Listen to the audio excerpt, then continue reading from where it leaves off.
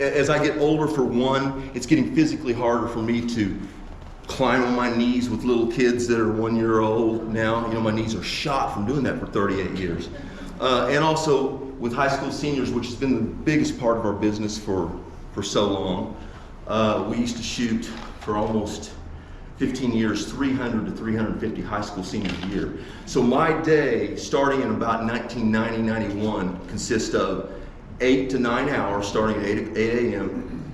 Every kid was 1 hour in the studio. Usually, I rarely did kids outdoors back then because it was just such a big hassle with cameras and taking gear out back then. My day started at 8 a.m. And every single hour, here comes another high school senior from wherever, Bedford, Mitchell, Orleans, wherever, every hour. So I had to wrap up 4 or 5 outfits in 1 hour because here comes the next one. So I did that for a long time, and we did really well, and we were so blessed to do well here in Bedford with that. I started the hobby shop, but I got so busy so quick, we ended up buying our studio here on the square here in 1988 in February. I got so busy quick shooting seniors that I couldn't have time for much else. So I got out of building airplanes, little model airplanes, and flying them. So I was out of the radio business. Dad's still done it because Dad wanted to open up a hobby shop, so he opened up his hobby shop in our building up here as well.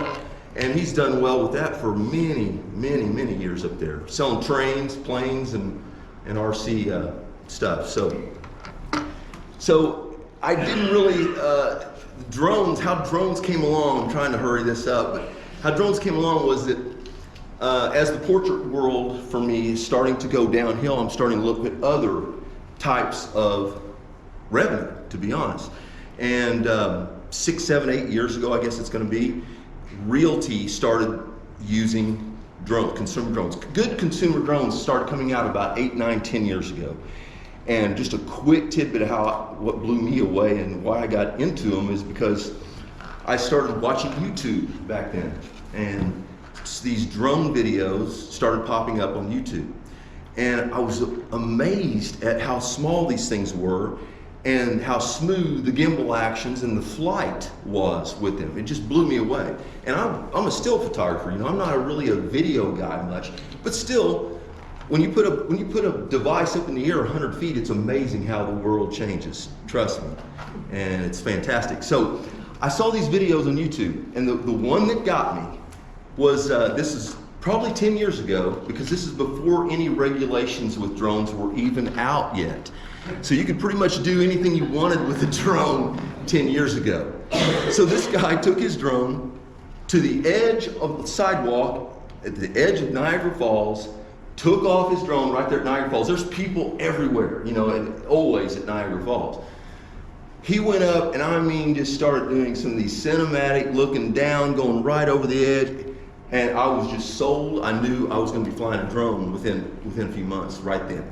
So I ordered a drone, got it from a company that Dad dealt with his hobby business, and it was not an off-brand, but it wasn't the so-called elite consumer brand at the time, and still is not today. They're out of business. My story with that drone is yeah, I flew it several times, had a really good camera on it, but what happened in flying in my neighborhood, and I know I'm around a lot of Wi-Fi, you know, being near houses and a lot of Wi-Fi signals roaming around, I got this thing only about 1,000 feet away from me, and I could still see it at 1,000 feet. That's about how far you can see one.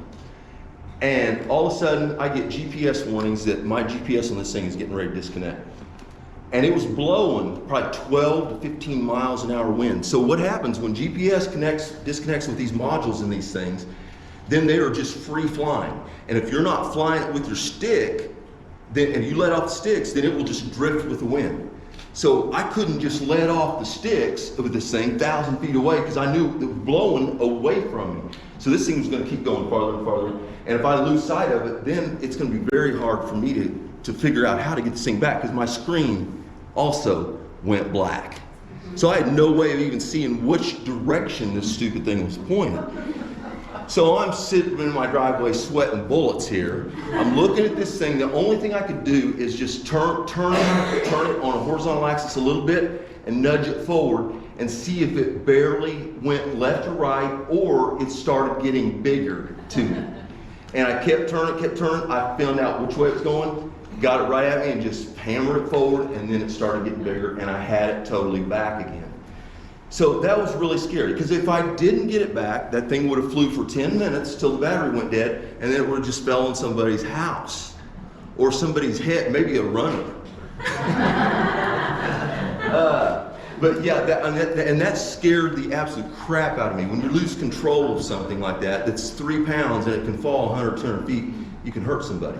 So I sold that drone 2 weeks later. And I quickly did my research and found out the company that I needed to go with, and that is a Chinese company called DJI.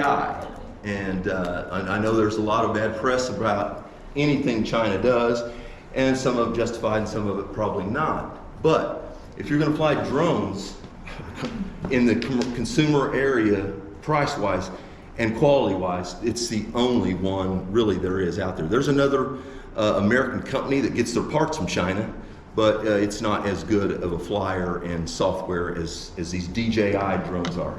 So I researched them, got in serious to DJI in 2016, I believe it was, and soon it just blew me away. And the bad thing about when you buy a drone is, if you guys are gonna think about buying drones, once you buy one, it forces you have to drive places. You have to go places, because just trees and fields get real boring really fast. You know what I mean? So you got to have some subject to photograph. So as soon as I got one, I was going everywhere. I was going to the Tulip Trestle every week, trying to catch the train. Then of course, Steve Stafford is a good friend of ours. I said, Steve, when does trains go through there, by the way? By the way, they go through there at 5 and 7 o'clock every day, guys. 5 and 7. So, and usually they're never more than 10, 15 minutes off schedule either. So I got to film the train coming across the trestle, and I've got some pretty cool footage of that you guys will see here in a minute. But it also made me want to go to big cities too, because I love shooting skylines and just big buildings and cool lights, and these things are pretty incredible. And they're so safe. I kind of scared you with that first drone I had. These things, I've never had one disconnect GPS with a DJI drone for 8 years now. So, and the first year or two with them, they did fly away, a few of them, not mine. They had a few, not many, but now they've controlled that. They don't even fly away. So these things are so cool. By the way, let me get these out. You guys can look at these here later. I brought 2 or 3 with me here. I know you guys have probably all seen these things, but they come in different sizes. They come in really teeny, like really, really teeny. This one weighs 250 grams. So I fly this one inside homes for realtors. And I blend that footage with outside footage of the home together. It really is a cool deal. So I fly this all over the place. And this one in this little case here, I'm going to be flying in homes too. This one's going to get the can. It's going to get sold. I've only flown this thing like 5 or 6 times, by the way. Because this one is a totally different type of flying. I don't want to get too much in depth. I just want to show you what it looks like. This one is like space age, man. You're flying with goggles on. So you're flying with a total monitor in this thing. You're seeing 1080p right in your face, no light leaks at all, and you're flying this little baby right here. And this is called an FPV drone, which means first person view. So it's basically, when you're in here, it's just like you're in there. I mean, you are literally in the cockpit. And you can fly this with a transmitter, or you can fly it with a joystick that comes with it default. So this is what you fly it with. So this thing in your hand, it's got an accelerator here, back and forth, and you turn it just by doing this. And then while you got the goggles on, this thing has a little bitty circle that's a pointer inside of your monitor. So a tiny circle, wherever you point that circle, is where the drone is going to fly. So if we had that door open right there and had all these doors open, I could be standing outside in the parking lot or even at my studio almost that far and fly that sucker through here probably at 20 miles an hour, just right through the door. No kidding. And I mean, it's impressive. And you can dive down waterfalls, and it's more like you're getting the feeling and immersiveness of real flying.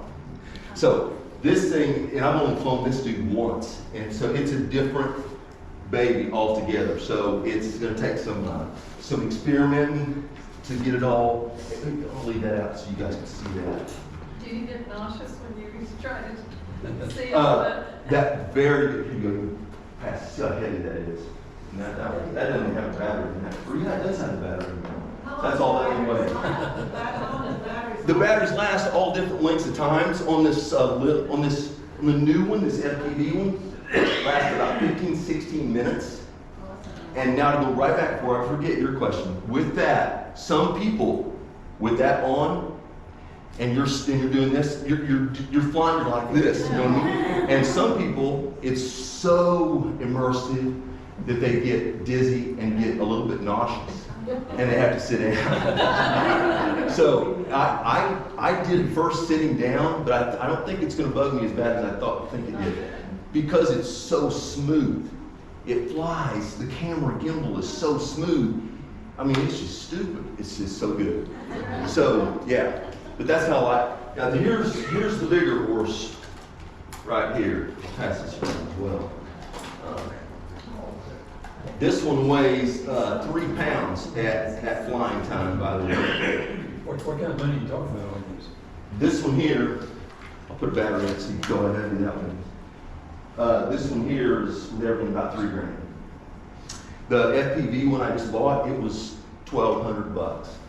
This little bitty baby one, the little tiny baby one, it was $700. Yeah. And no, that's another cool thing about that one, Hack. Those prop guards on that one around the props, that thing is designed to fly fast through tight places, okay? That thing will just bounce off trees. So it doesn't hit the props, see? So it hits a tree and then it falls on the ground.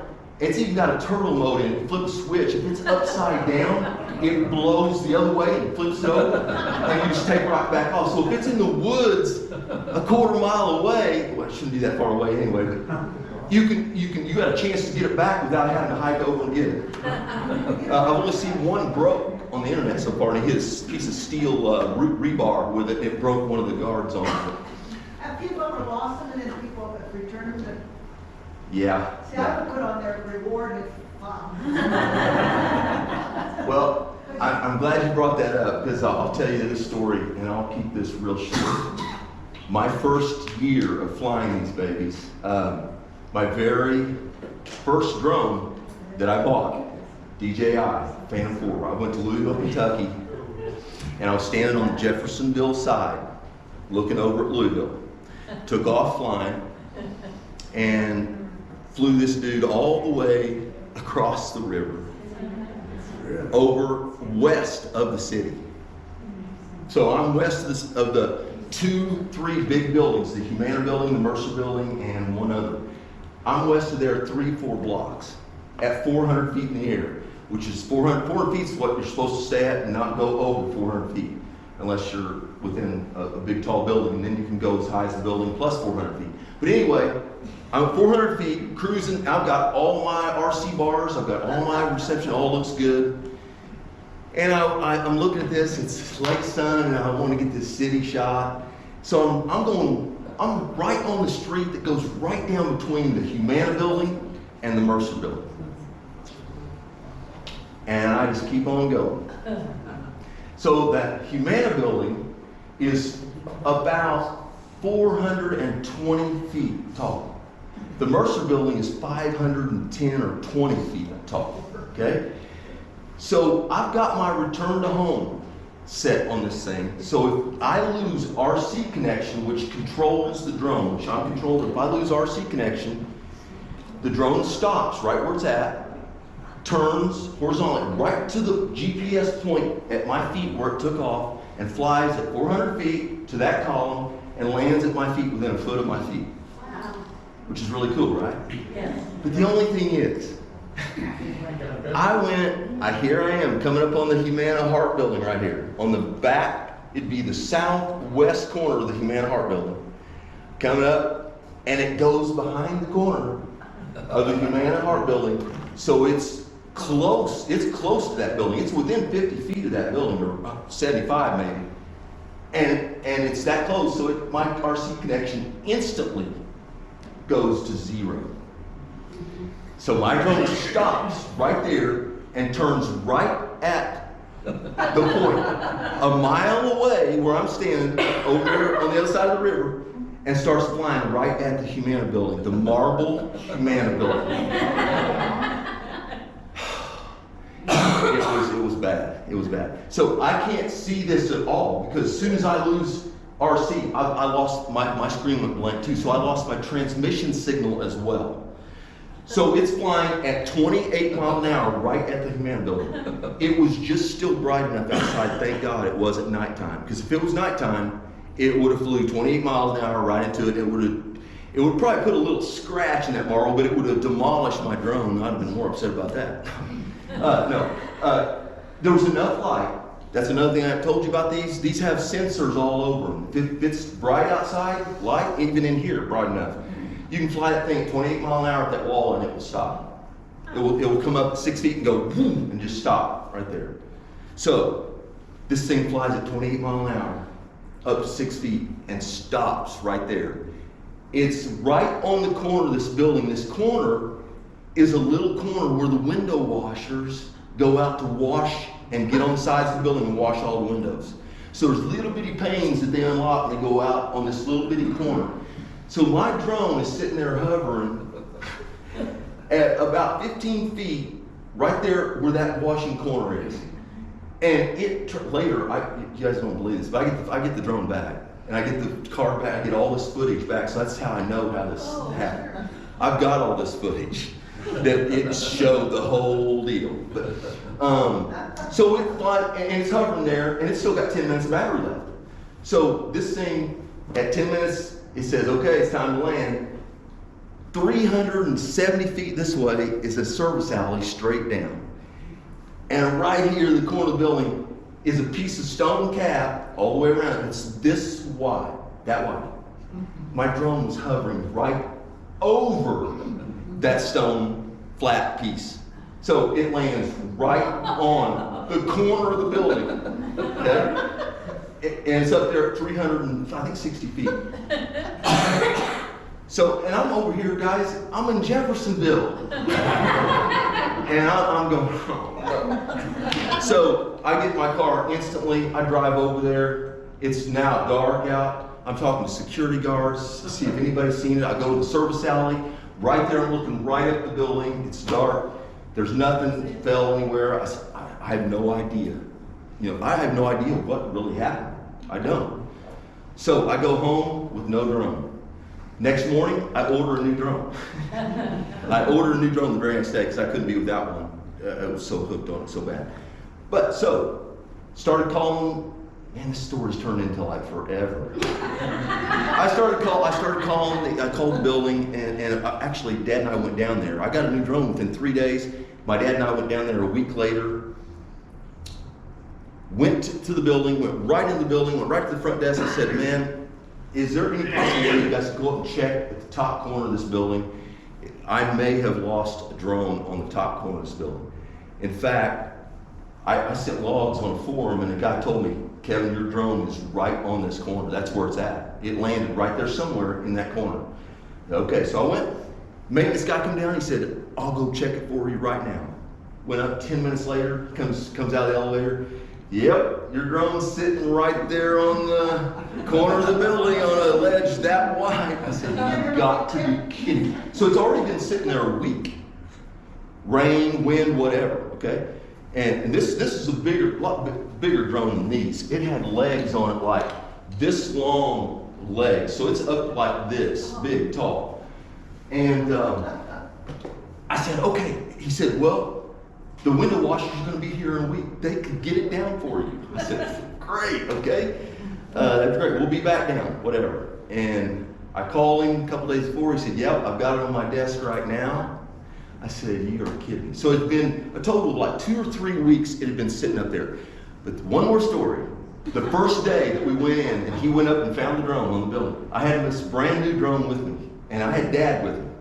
We went a block away up on the parking garage, took this brand new drone right up next to the building and went up and photographed and videoed my drone, other drone sitting right there. You can see the props in the wind turning. Took the drone home, punched go, fired right up. Only thing that was not good is the fan was out of the motor in the camera. That's it. It was A1, still perfect. Sorry I bored you with that story, but that was a really stupid mistake that I, being an RC pilot flying airplanes all my life, should have known way better than to do. But if I would have set my return to home height instead of at 400 feet and set it at 475, the thing would have stopped, turned toward my axis, went up, straight up to 470, then come right over me back over here in Jeffersonville. So I learned a big lesson that day. And also, these things, you're not supposed to fly them really out of your sight. That is a no-no. You're supposed to still be able to see one of these things with your eyes. I guarantee you, not many adhere to that strict. They because these things are so safe now, there's not a lot of problems with them. But still, that's the FAA's laws. Now, of course, there's all kinds of regulations in the last several years that govern these things a little bit. However, they've started getting lighter on that. But it requires, to do what I do with them commercially, you got to go get a license in an airport. It costs you $167. Lasts for 2 years. And then after that, they've changed this. You used to have to do that every 2 years, go to the airport. Now, you renew and get a recurrent license online. All you do is take a study test. They won't let you fail. You can't fail. You get 10, you get 30, you get them all wrong. You can go back and change all your and you get them right. It's really weird to me, but, and it doesn't cost anything either. So it's free the rest of your life, which I can't believe the government did that. Right? The government doesn't do that ever. So anyway, yeah, to do that, you have to have this certification, and that allows you to fly flights that aren't just for fun, that you're making either money or doing something for money with one. And man, there's so many different fields with them now. The farmers are using them with big ag drones that are $40,000 drones that are, they're big as my stretch of my arms here. They carry 8-10 gallons of spray. And all they do is, it's ran by software. They just plug in and draw a box around the property right on the monitor, and then just say go. And it starts striping this field at 10, 15 feet right above. And it really places the chemicals a lot more accurately than, that kind of, and plus you can fly over your property and see what areas need chemicals, whether something's real wet, whether something's dry, whatever. But I use them basically for realty stuff and other commercial properties, basically. Other construction website, construction sites. Reynolds Construction just hired me to start covering several of their operations all over the state of Indiana. I'm going to be starting that here next week. I shot Lehigh for 3 years, covering that plant from literally dirt to a finished, done, running plant. And that was a blast to cover because they've got a 420-foot tower there that's really fun to fly. I wished I haven't put edited videos together of the stuff I did for 3 years for them. I'm in the process of doing that, but I wish I had some of that footage with it to show you that. But I have brought some, several of my videos that I've done for whatever, city work on my own, an Ireland trip we did in 2019. I flew drones all over Ireland 5 years ago, and that was special. Wow, really special. But yeah, throw me any questions you want at me, by the way, and I'll try to answer those while I'm putting this together here. Does anybody try to shoot them down? Well, that's another really good question. I thought I was going to bring that up. Yes, they do. They do try to shoot them down. It's not a great idea because if the drone operator wants to, and it's happened in a couple, 3 cases, I've got not a friend, he's not a friend, but it happened to a guy that I know in Louisville, Kentucky. And the FAA considers these things an aircraft. They're an aircraft. So if you shoot it down, it might fall on somebody's head, first of all. And of course, you're out in the neighborhood shooting at stuff. That's not good. You know? But anyway, this dude in Louisville was in a neighborhood probably just like Edgewood. I don't think it was quite as dense as Edgewood, but anyway, he's flying over the neighbor a couple blocks, 3 blocks away. And I don't know how fast he was moving or whether he was stopped, just turning around or whatever. But the guy come out and he's drinking and he shoots the thing down with 22, falls to the ground, and the drone operator recovered his drone. And then he went to court. Unfortunately, the drone operator did not win the case. They found for the other guy, so he had to pay some court fees. But it's still not a good idea. And the fact that you bring it up, here's what, drones get a bad name for a lot of folks. Because a lot of folks like their stuff and like where they live and like to keep it private where they live and keep their stuff private where they live. And keep not anybody knowing from Facebook if you post something and they see part of your property on there, that's where they live. I definitely get that, and I understand that. And that's why Indiana has created a law for these drones, and it's shady, and there would probably have to be a lot of stuff done to get something done. But the law in Indiana says that if you come in close and you're just hanging around, hovering around, just stay in there. Close, within 40, 50 feet. Because these things have wide angle lenses on them.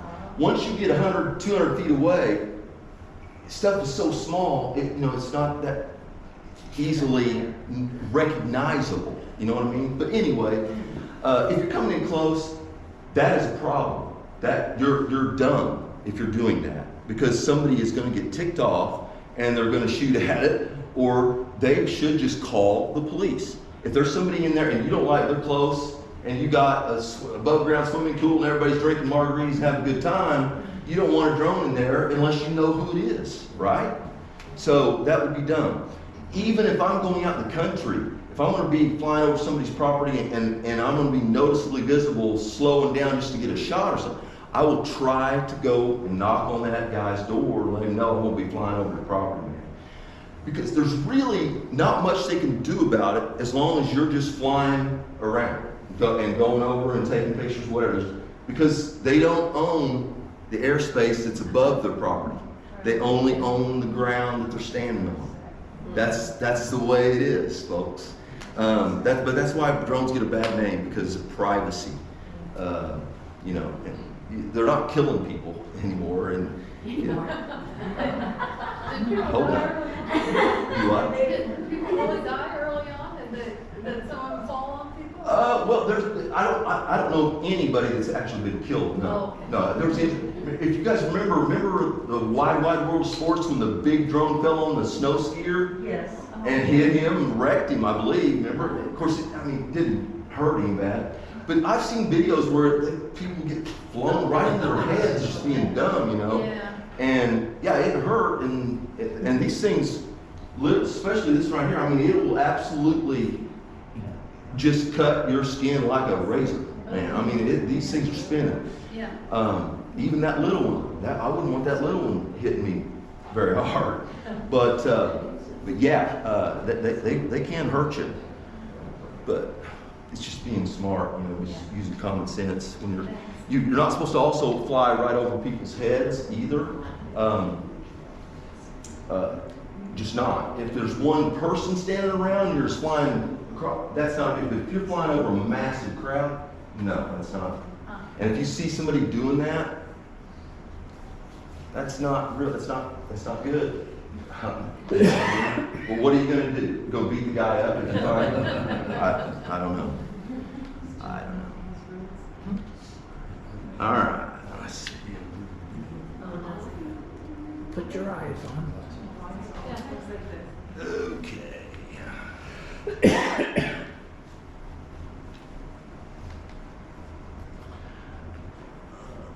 Okay, so here, this first one here, and you guys just tell me when you're bored because I've got a few here.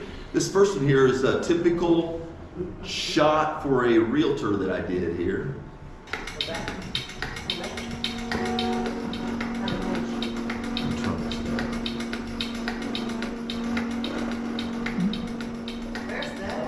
This is Hardin Ridge. Hardin Ridge on Lake Monroe.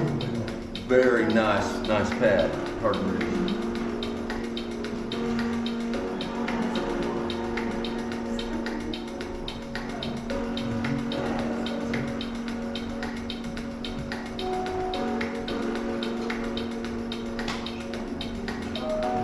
So yeah, this is a realtor I work for in Bloomington, Indiana. Actually, I don't know if you guys know Andy Walker.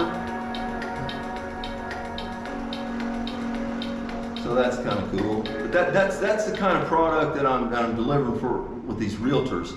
But here's the kind of stuff I like to shoot. I went over here for 2 or 3 years straight shooting this dude.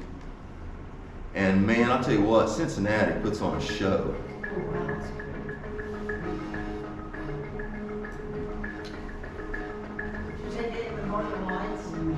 I did not. Oh, cool.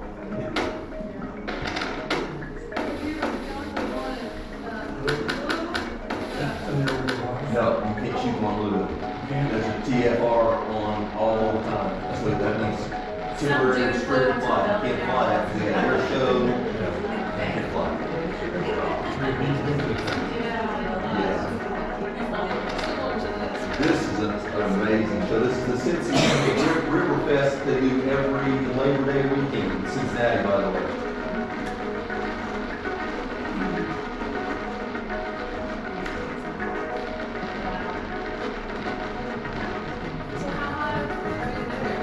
How high am I here? I'm about 300 feet probably. Yep. You can kind of tell by the tall building there, that thing's 500 feet tall. So you can kind of tell that, I mean, when you, it's a camera is what, you know, I'm probably gonna come in there about here on it. Okay. Pretty close as far as my. Do drones ever run into each other? Do what? Do drones ever run into each other? I'm sure that they have, but it's not very often, and you're just not flying them that, like radio control airplanes. A lot of times they fly them things 2 or 3 or 4 or 5 in the air, and they hit. If they're flying just a field and just going right here, like man, I mean, you can hit for sure. Some of those drones they put together, they have a bunch of them. They're synchronized. Those are fascinating to watch. Very, very neat stuff. In fact, they've done that 2 years in a row at Thunder over Louisville. Oh, have they? Yeah, they hired a company. Uh-huh. You know how much that company charges to do that? No. I found out. It's a company called, the big one is called Sky Tech, I believe. For the first 100 drones, just 100 of them, it's $40,000. Just 100. And each, it's $5,000 for each additional. I don't know what it is. Wow. It's astronomical what they're getting. But software controls all that. They just say go, and they It's just. fascinating to watch what they can do with it. It's really neat. It puts on a great show if you had the money to. Okay, let's see here. That's kind of cool. Let me just show you the tulip trestle here. This was a fun one here. So I did this in the fall, probably 3-4 years ago. This is flying real near the trestle here, and then I went and drove on down the trestle. That's so cool. Question big place. Kevin, you're so good. Oh, stop it. But here I'm thinking, okay, I dove in right with this thing and got right here close to him here. in a As if minute. the guy just comes out there on the trestle, isn't it? And you'll see here in a minute here. Watch right here, you're gonna see my drone. Oh, in the reflection. Right there. Planned it that So way. I'm just cruising at about 25, 28 mile an hour with this dude, and I decided to fly right through the trees with him. So I'm about 15 feet over his deck right there. And I'm seeing these limbs come in, I'm going, yo. But that was a fun one to fly there. That's neat. Steve Stafford, he's been the engineer of that train many times across there. You guys know that, right? Tom Pennick's the train guy right there, right? So yeah, that was kind of fun.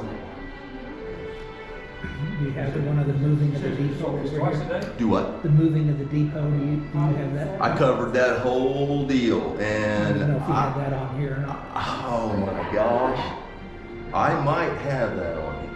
8 years ago today. Just talk people. That's kind of a cool shot there. You can see the tail end of it. See, it shows you how long that thing was, right?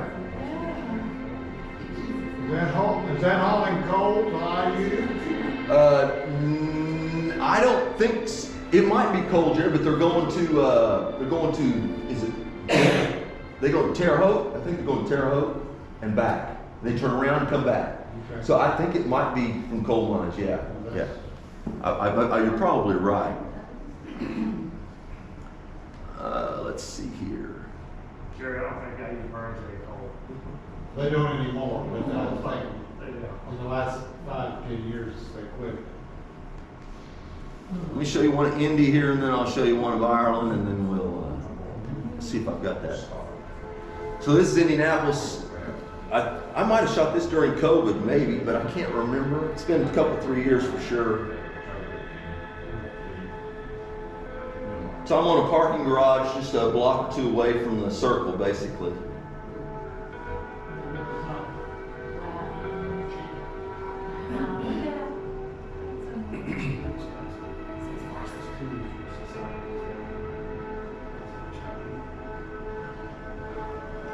You should have done the mini. Do what? You should have done the mini, the race. I should.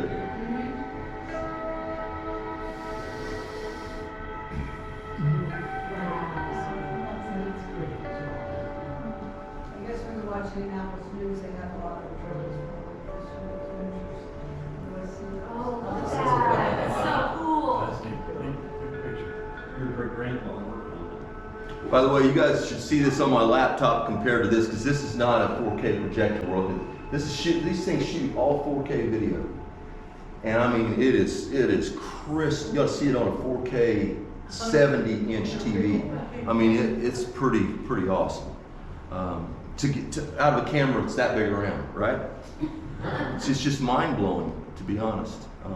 Now here's What kind of controls do you have for the camera, like you would on a photography camera?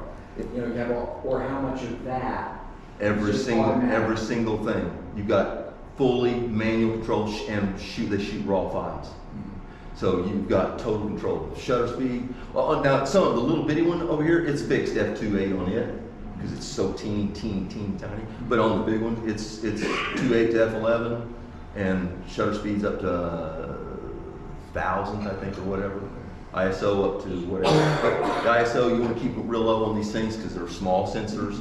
The big drone does have a 1-inch sensor in it, so it does really well at night. But yeah, you've got in the software right there on your screen. You know, like if I've worn those goggles, even with that one, with this hand controller, I just take that pointer, go right in the menu, just set anything I want, from aperture to f-stop or to shutter speed, whatever you want, Joe. It's pretty neat. Here's the best vacation I've ever been on in my life, right here, guys. I filmed it. We were there 15 days.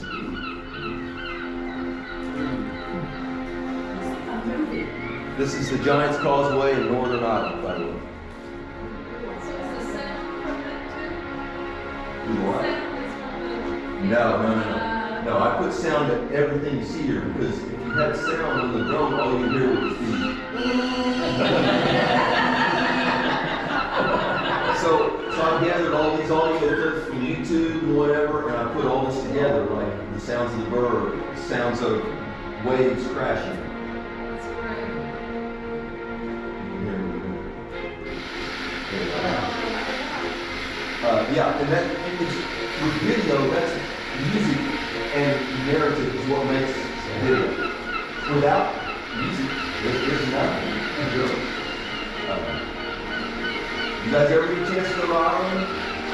Just go. Just go. It's worth every penny. Did you go on? Do what? Did you golf when you were there? No. I was on with 20 photographers hat. So I was taking a break from golf, man. But I would have loved to have golf. I golfed in the Ring of Kerry. Is that right, really? When we were at Giants Causeway Hack, one of the big tournaments just took, it might have been, it wasn't the Open, but they had a big tournament just a mile down the road from Giants Causeway, the professional course that they played at. I don't remember the name of the tournament or the course, but anyway. Oh, this is cool. This is Slayhead and Dingle here. This is also Ireland, of course. This is about 7 a.m. in the morning, and I mean it was just absolutely beautiful that morning.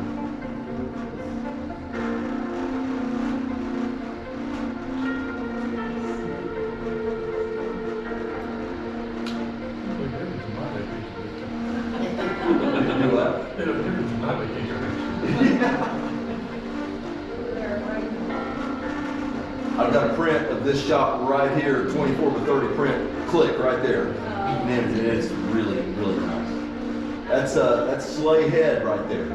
That thing is massive.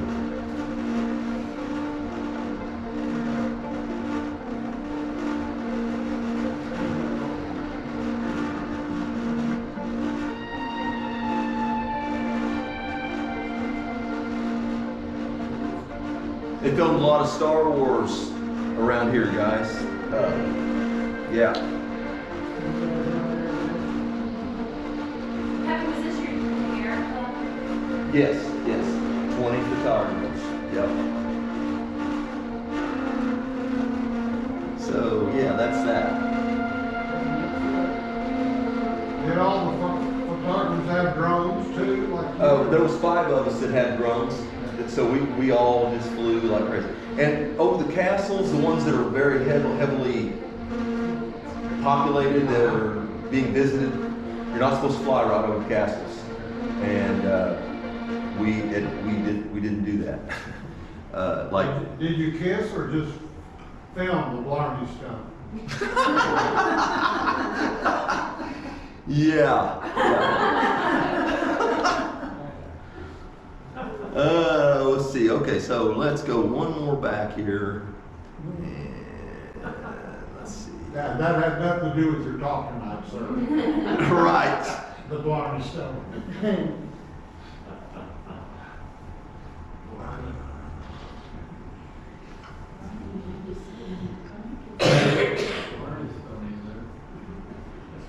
Huh.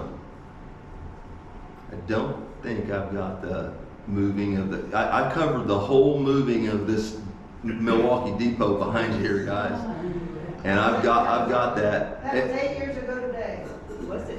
In fact, here's how you can see it. Just go to my YouTube page and you can see it, because it is on my YouTube page. It's also on the website of our museum website. Oh, is it really? I linked it. Oh, cool. Okay, so you guys have seen it then. I have, but I Yeah. didn't. It's also on my YouTube page, Hudson's Photography, and you can see a lot of these videos and maybe some things that aren't on here as well. Oh, here this is kind of, that's a little bit of. Here you go, Marla. This isn't all of that, but I think there's some of it. This is 2018. So I got to fly over the Nissan Stadium. Marla's boy, she gone? She went out with the phone. Okay. Her boy got me into this. By the way, this is Lehigh, guys, that quarry. More tulip footage. This is a video I put together just showing a lot of everything. This is what they call a reel. Oh, this is kind of cool. This is demolition in Ohio, in Indiana, sorry. What is that? These were smokestacks for a power plant, and they decommissioned the power plant, and they wanted me to cover them going to the ground. Oh, they're all That's gonna be spectacular. Marble Hill, that's done. So that's right by Cincinnati. Right by Cincinnati. Yeah. Wilmington Square, downtown Louisville. Downtown Louisville still. Kevin, are you busy? Do you have a lot of people wanting to do Quite a few. I work for several realtors. Yeah, and like I say, just got hired by Reynolds Construction to do some stuff, and all kinds of little businesses here and there. Pizza X in Bloomington hired me the other day to film their solar farm on top of their building, their headquarters. So that's kind of There'll different. probably be more in demand for it later on, don't you think? Later on, you'd be surprised how much it's huge in bigger cities. Is that right? Yeah. You know, Bedford, Indiana, you know what I mean? You got a crane contract. Don't you photograph crane employees? Crane, yeah, not with drone. Not with drone. Yeah, but, and I should have said earlier, since my portrait business is going in the tank, you know, in the last 4, 5, 6 years. So, I thank God we've been in business for 40 years and know a lot of people. And I've gotten in real good with people at the IU Optometry School. I cover all of their events, so they're now. And with Crane, I've got a contract with Crane. I'm shooting all of their headshots on the entire base, basically, 4 times a year, 2 days each time. So that's all those things have helped fill in the blanks from missing 350 seniors a year to now playing with toy drones. But anyway, yeah, that. And he also sings, by the way. And also, I'm a singer in a rock and roll band. Joanna has got me hooked on music 2.5 years ago, and I can't get off of it. We have a blast, don't we, Joanna? Yeah, we do. Does he sing? Yeah, he sings. When I make him. I don't know if we need to show you much else of this crap, but I will show you some pictures. Yeah, should show you some.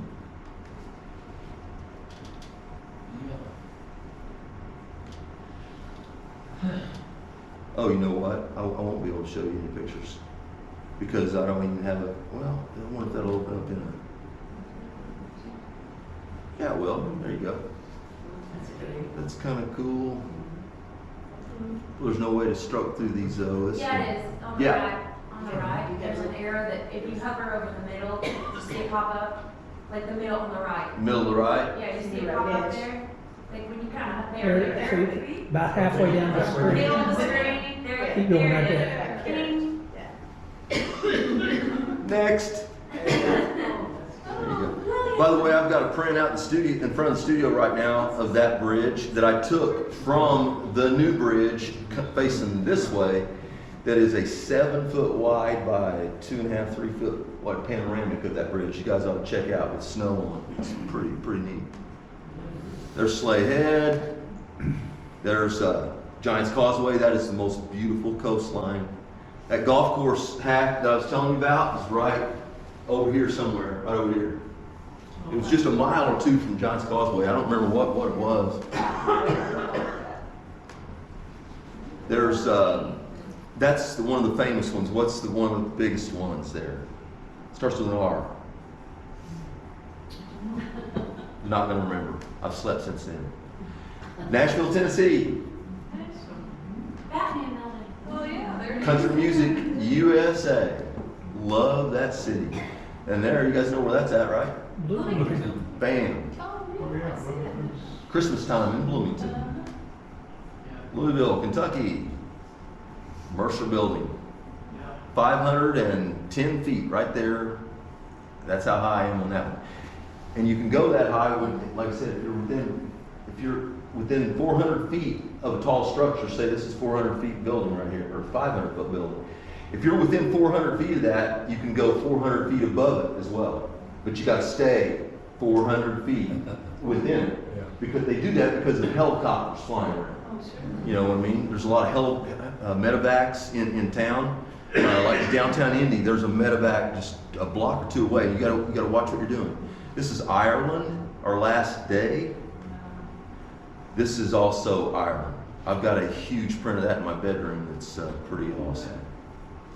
That is, oh my gosh. I'll tell you later. Can't believe I can't remember that. Of course, there's the print I was telling you about in Dingle, the marina. Oh, cool. There's a shot of training on the trestle. In fact, I've got a shot like this of Steve Stafford waving at me in one of these. I don't know if I've got it here with, yeah, there he is, right there. That's Steve Stafford, right there. Of course, he told me he was going to be there, and I was there ready to go, and got shot. There's a neat panoramic of Ireland. That's probably over by the Ring of Kerry, Jerry, maybe. Okay. Cincinnati. Cincinnati darker. What a sky we had that night. How lucky to get that sky that night. That was that's the brand new hotel that I'm right over, by the way. What's the name of that hotel? Oh, something? I don't know. Omni? That's it. Omni? Yep. That's it. Another shot of Cincinnati. Pano of Cincinnati. Victory Field. You got it. Downtown Indy. Here is the Ballynahinch Hotel in Connemara Island. And let me tell you guys, if you do go to Ireland, stay at this hotel one night or two, maybe make it two. It's $350, I think, or $400 a night. But it is the most magical place I've ever been. This stream right here is huge salmon in this dude. I mean, huge. It's incredible. This stream winds. You can walk in a trail all along this whole stream for a mile, and it's just absolutely stunning. You guys would freak out. Louisville, Kentucky, Walk Forward Ridge, more Indianapolis, Cincinnati with the fireworks going on, and there's the Ballynahinch Hotel. We stayed right in this room, right there, right there. That's what we saw in the background of that other picture? Yes. Okay. Yeah, that was that. This is the building that was. There's a lake over here to the right, and then it turns into a stream right here, and this stream goes on way down in front of this for, I think, a mile. Cincinnati, more Cincinnati. Cincinnati, this is that River Fest too. The boats are out there like crazy, getting ready to watch the fireworks. So neat. I mean, it's like a mini Thunder over Louisville, and it's close to as good. Have you been to St. Louis and the Arch? No, I bet it's something else. Is it as good I as? don't know. I'd love. Been in it, but never from the outside. I'd love to shoot some of St. Louis, but you got to be careful because the Arch is a national monument, so you can't get on the ground there, right where the arch is. I mean, you can be on the other side, halfway across the river in places, but there are some. If you're right downtown, you can fly downtown St. Louis and shoot back at the arch with the buildings in the foreground, but you can't go too close because it's a national monument. You can't do national parks or national parks. National parks are off limits, especially if you're standing on the property.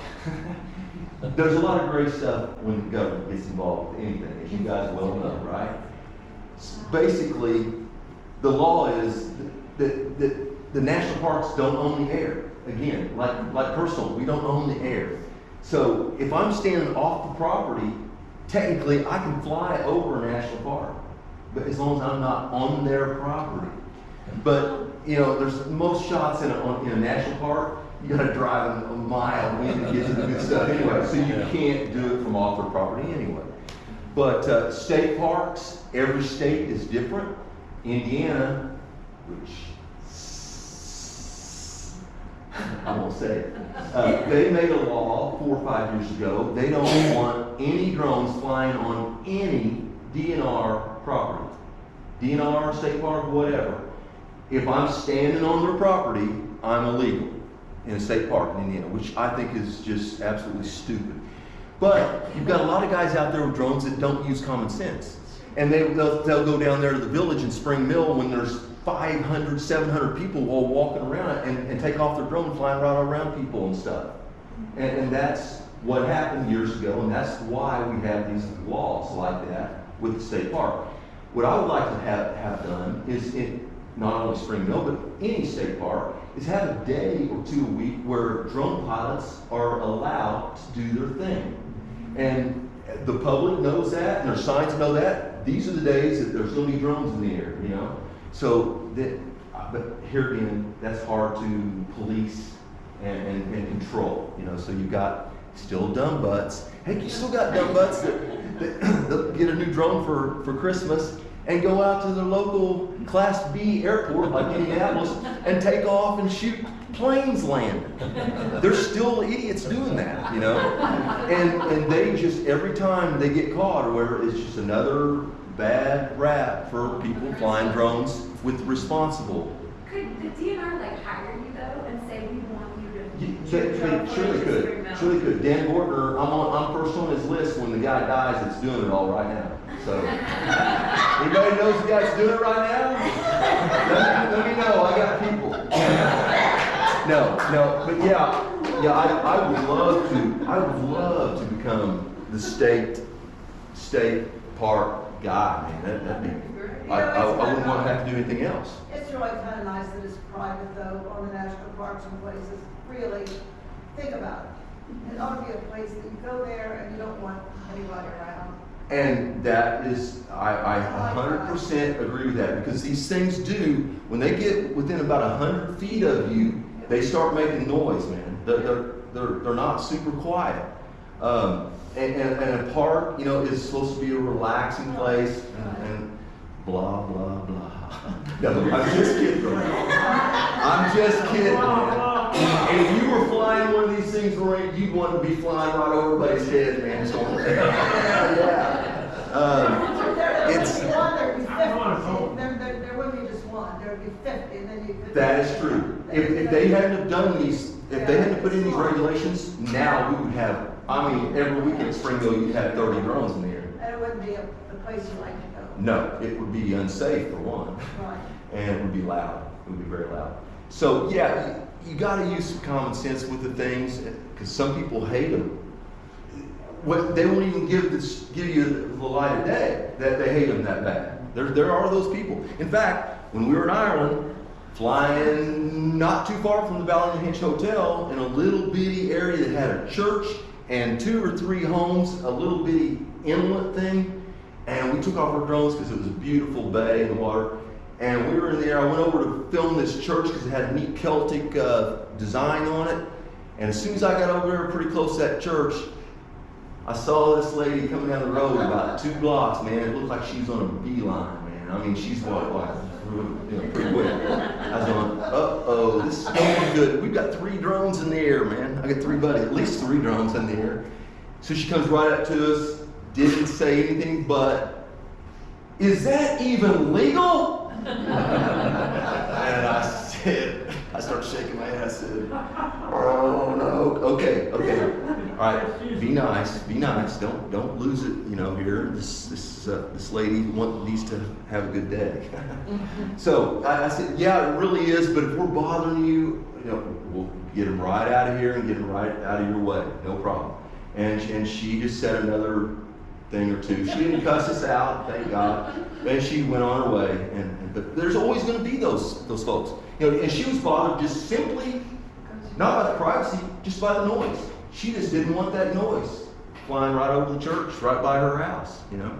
And I get that, totally get it. And if they don't, then you know, you ought to be nice and do the right thing.